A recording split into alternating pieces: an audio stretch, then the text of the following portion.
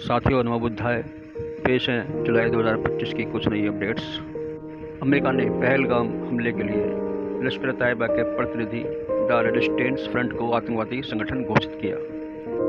अमेरिकी विदेश विभाग ने 22 अप्रैल के पहलगाम आतंकी हमले के लिए जिम्मेदार द रेजिस्टेंस फ्रंट TRF को आतंकवादी संगठन घोषित किया है। अमेरिकी विदेश मंत्री मार्को रूबियो ने घोषणा की है कि TRF को विदेशी आतंकवादी संगठन FTO और विशेष रूप से नामित वैश्विक आतंकवादी SDGT घोषित किया गया है। ट्रंप प्रशासन का यह कदम राष्ट्रीय सुरक्षा, आतंकवाद निरोध और पहलगाम हमले के पीड़ितों के लिए न्याय के प्रति उसकी प्रतिबद्धता को दर्शाता है। लश्कर तैयबा LAT के मुखौटा और प्रॉक्सी संगठन TRF ने पहलगाम हमले की जिम्मेदारी ली है, जिसमें 26 नागरिक मारे गए थे। इस समूह ने 2024 की घटनाओं सहित भारतीय सुरक्षा बलों पर कई हमलों की जिम्मेदारी भी ली है। हमारे नेक्स्ट अपडेट है, दिल्ली में 105 देवी ई-बसें चलाई गई और नरेला डिपो खोला गया। 27 जुलाई को मुख्यमंत्री रेखा गुप्ता ने 105 नई नारंगी रंग की देवी इलेक्ट्रिक बसों को हरी झंडी दिखाई। नरेला में सेक्टर A9 डिपो का उद्घाटन किया गया, जो मात्र 90 दिनों में पूरा हुआ। मुख्यमंत्री ने कहा कि सरकार का लक्ष्य दिल्ली की सार्वजनिक परिवहन प्रणाली को इलेक्ट्रिक मोड में परिवर्तित करना, परिवहन प्रणाली को अद्यतन करना और जनता को न्यूनतम असुविधा सुनिश्चित करना है। पूर्व सरकार पर महिलाओं के लिए मुफ्त सवारी योजना में भ्रष्टाचार की अनुमति देने और केवल दिखावे के लिए पैनिक बटन लगाने का आरोप लगाया गया था। नई 9 मीटर की बसों में एयर कंडीशनिंग, पैनिक बटन और रियल टाइम मॉनिटरिंग की सुविधा दी गई है, जबकि टिकट कार्ड ने पेपर स्लिप की जगह ले ली है। यह बेड़ा देवी बसों का पहला ऑल ऑरेंज बैच है, जो मौजूदा ग्रीन वाहनों का पूरक है। दोस्तों हमारी नेक्स्ट अपडेट है, यमन से रिहा की जाएगी भारतीय नर्स निमिषा प्रिया, ईसाई धर्म प्रचारक ने किया दावा।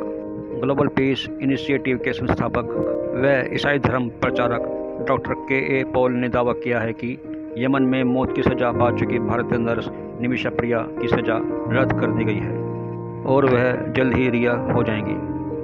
उन्होंने यमन से वीडियो संदेश में इसे यमन और भारत के नेताओं के व्यापक प्रयासों का नतीजा बताया। कौन है निमिषा प्रिया, आइए इस बारे में थोड़ा जान लेते हैं। निशा केरल के पलक्कड़ जिले की रहने वाली है। उनकी मां प्रेमा कुमारी कोच्चि घरेलू कामगार है। नर्स की पढ़ाई करने के बाद निमिषा 2011 में यमन चली गई थी और यहाँ 5 सालों तक अस्पतालों में काम किया।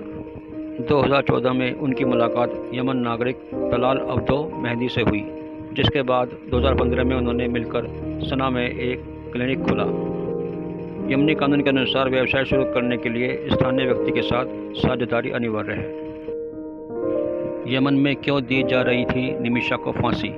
साथ काम करने के दौरान मेहदी ने निमिषा को तंग करना शुरू कर दिया।